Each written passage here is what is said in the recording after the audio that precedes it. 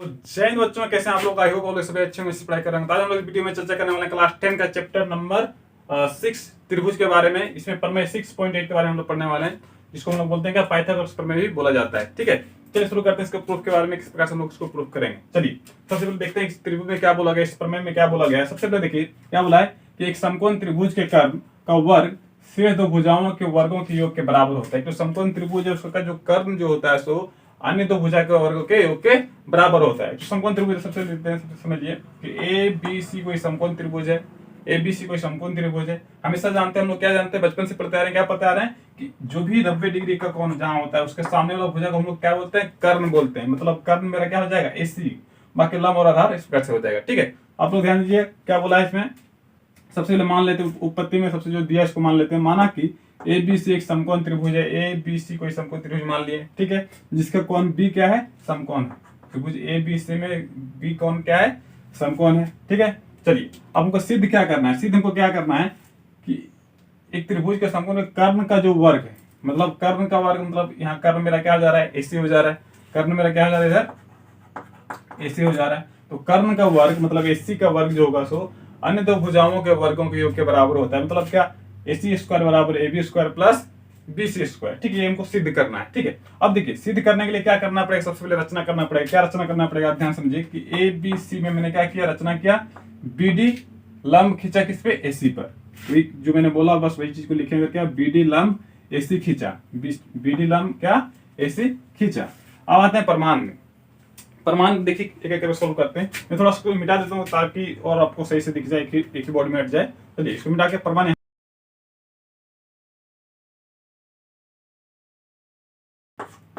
चलिए अब देखिए ध्यान समझिए।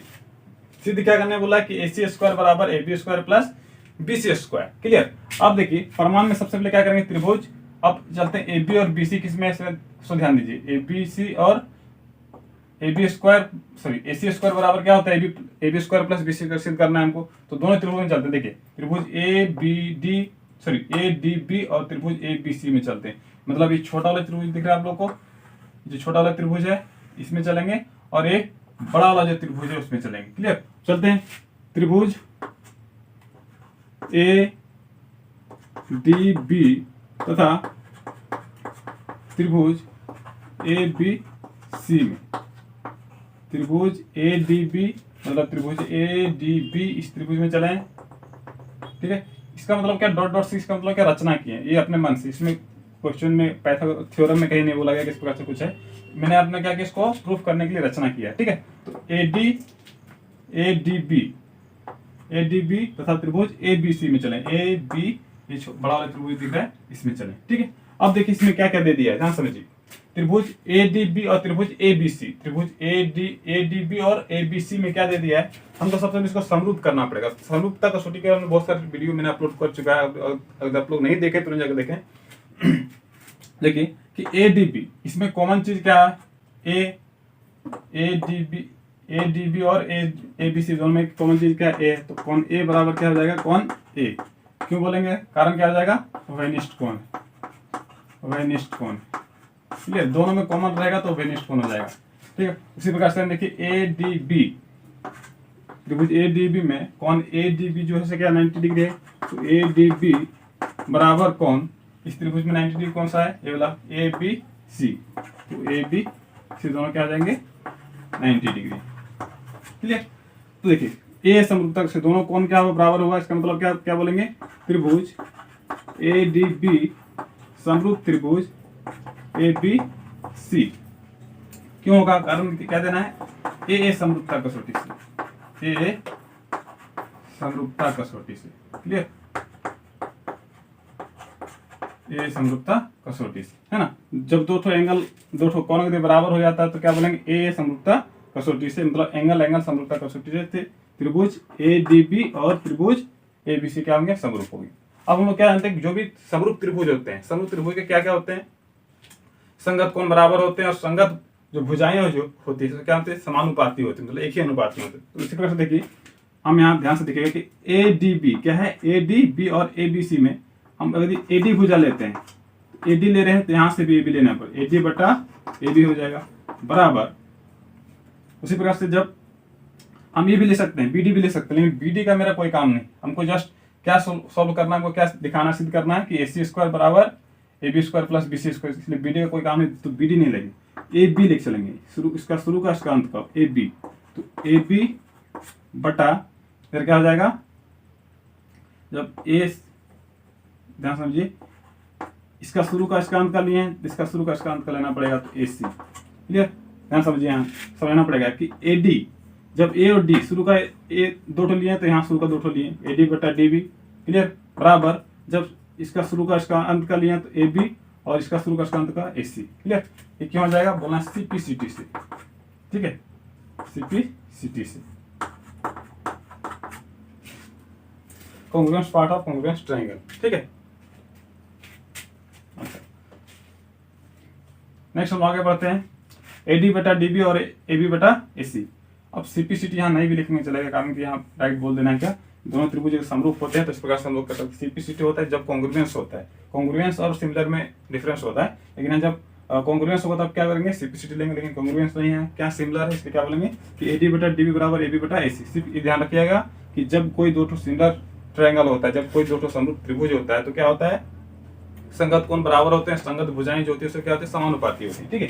तो ए डी बटा डी बी और ए बी बटा ए सी हो गया, ठीक है। अब देखिए यहाँ से क्रॉस मल्टीप्लिकेशन करते हैं, केचे गुना करने पर क्या हो जा रहा है, ए बी गुने ए बी कितना, केचे गुना करने पर ए बी गुने ए बी बराबर ए डी गुने ए सी। अब ए बी गुने ए बी हम लोग क्या बोलेंगे, ए बी का स्क्वायर बराबर ए डी गुने ए सी को क्या बोलेंगे, ए डी का, और कुछ नहीं लिख सकते हैं, तो ए डी गुने ए सी का ए सी, ठीक है। समीकरण 1 मान के चलते हैं इसको, क्लियर। चलिए ए बी स्क्वायर बराबर क्या आ जाएगा, ए डी बटा ए डी गुने ए सी। नेक्स्ट हम लोग त्रिभुज चलते हैं, क्या फर्स्ट त्रिभुज में क्या चला, त्रिभुज A B D, A D B और ये बड़ा वाला त्रिभुज है, सेम उसी प्रकार से त्रिभुज बी डी सी में चलेंगे और फिर से बड़ा वाला त्रिभुज में चलेंगे। यहाँ समझिए, त्रिभुज बी डी सी तथा त्रिभुज ए बी सी में चलेंगे, ए बी सी में। इसमें देखिए इसको भी समरूप कर देते हैं, समरूप करते हैं। अब बी डी सी और ए बी सी में क्या अंतर हो, देखिए ए बी डी सी, त्रिभुज बी डी सी, ये त्रिभुज, ये दिख रहा है ना, ये त्रिभुज और त्रिभुज बड़ा वाला में चलते हैं, तो ये दोनों कौन कॉमन हो रहा है, ये बड़ा वाला त्रिभुज में भी और छोटा वाला त्रिभुज में भी। इसका मतलब क्या, कौन सी बराबर कौन सी, क्या हो जाएगा, उभयनिष्ठ हो जाएगा, उभयनिष्ठ कौन हो जाएगा, क्लियर। उसी प्रकार से और क्या हो जाएगा,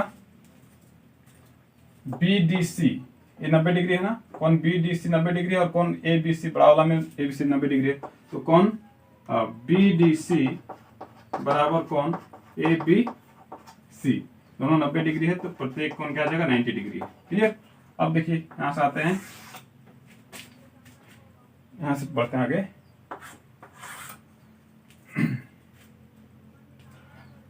अब देखिए दोनों एंगल क्या हुआ, दोनों एंगल क्या बराबर कितने, इसलिए क्या बोलेंगे, त्रिभुज बी डी सी समरूप त्रिभुज क्या हो जाएगा, A B C, A B C. क्यों होगा, कारण क्या देना हम लोग को, ए समरूपता, दो ठो एंगल बराबर किए ना, दो ठो एंगल, तो ए समरूपता कसौटी से, है ना, समरूपता से, ठीक है। अब जब दोनों समरूप हो गए, इसका मतलब हम क्या बोल सकते हैं, इसका जो संगत कौन होंगे या तो संगत भुजा जो होंगे, जिससे क्या समानुपाती होता है, ठीक है। अब देखिए B D C, B D C, अब इसमें क्या क्या लिख चलना है, बी डी तो लेकर चलना नहीं, कारण कि बी डी हमको काम उसका जरूरत नहीं है, हमको क्या ए सी का स्क्वायर करना है, ए सी स्क्वायर बराबर A B square plus B C square करना है, तो बी डी लेकर नहीं चलेंगे, हम लोग क्या करेंगे, बी सी शुरू करेंगे, क्या बी सी शुरू, इसका शुरू का इसका अंत का, इसी प्रकार से इसका शुरू का इसका अंत का क्या हो जाएगा, बी सी बटा ए सी हो जाएगा ना। सेम उसी प्रकार से डी सी चाहिए, क्या हो जाएगा, डी सी, इसी त्रिभुज में इसी भुजा में है, तो क्या बोलेंगे, डी सी बटा, अब जब डी सी दो ठो अंत का लिए तो क्या इधर भी बी सी हो जाएगा, ये क्या हो जाएगा, क्योंकि दोनों त्रिभुज क्या है, समरूप है, समरूप त्रिभुज के संगत भुजा जो होते हैं सो क्या होते हैं, समानुपाती होते हैं, क्लियर। अब देखिए कैसे गुना करते हैं, तो बी सी गुने बी सी हो जाएगा ना, बराबर ए सी गुने डी सी। अब बी सी गुने बी सी हम लोग क्या जानते हैं, बी सी गुने बी सी का स्क्वायर बराबर ए सी स्क्वायर, सॉरी ए सी गुने डी सी, समीकरण 2, इसको क्या मान लेना, समीकरण 2। तो समीकरण 1 में हम लोग क्या बोला गया है कि ए बी स्क्वायर बराबर ए डी इंटू ए सी, और समीकरण 2 में क्या बोला गया, BC स्क्वायर बराबर AC इंटू DC। अब देखिए समीकरण 1 तथा 2 को जोड़ने पर क्या बोलेंगे, समीकरण 1 तथा 2 को जोड़ने पर क्या हो जा रहा है, यहां से देखिए जब कोई भी समीकरण जुड़ता है तो क्या होता है सर, LHS साइड जुड़ता है और RHS साइड जुड़ता है। तो AB का स्क्वायर है ना, तो AB का स्क्वायर प्लस पहले BC का स्क्वायर हो जाएगा, मतलब LHS साइड को LHS साइड के साथ जोड़ दिए और RHS को RH के साथ जोड़ना है, बराबर हो जाएगा इधर कितना हो जाएगा, AC into AD plus AC into DC। Clear, AC into या तो AD इंटू AC एक ही बात है, और आगे पीछे लिखने से कोई दिक्कत नहीं होना चाहिए, है ना। AD क्या है, AD into AC plus AC into DC। Clear, ये मेरा RHS साइड भी जुड़ गया। अब देखिए कि AB का स्क्वायर प्लस BC का स्क्वायर बराबर, देखिए दोनों में कॉमन क्या है, AC कॉमन है ना, दोनों में कॉमन क्या है, AC है, तो AC को हम कॉमन ले लेते हैं। AC क्या बच गया, AD plus DC। Clear, same इसी प्रकार से करके AB का स्क्वायर बराबर BC का स्क्वायर, सॉरी AB का स्क्वायर प्लस BC का स्क्वायर बराबर AC into AD plus DC को क्या लिख सकते हैं, AD प्लस DC को पूरा लिख सकते हैं, AC लिख सकते हैं ना, AD प्लस DC को क्या लिख सकते हैं, AC लिख सकते हैं, AC कर दिए तो क्या हो जाएगा, AB का स्क्वायर प्लस BC का स्क्वायर बराबर AC का स्क्वायर हो जाएगा ना। क्लियर, तो AB का स्क्वायर प्लस BC का स्क्वायर बराबर क्या हो जाएगा, AC का स्क्वायर। इसी को थोड़ा सीधा करके लिख दें तो हो जाएगा, क्या हो जाता है कि AC स्क्वायर बराबर AB का स्क्वायर प्लस BC का स्क्वायर। ये मेरा जो थ्योरम प्रूव करने बोला गया था तो प्रूव हो गया। क्लियर, ये था थ्योरम नंबर 6.8 जिसको बोलते हैं पाइथागोरस थ्योरम, और बहुत ही आसानी से सॉल्व करने की कोशिश किया। आप लोग ध्यान से देखिए और ध्यान से समझिए, अगर कहीं कुछ समस्या होता है तो कमेंट करके जरूर बताइए। Thank you.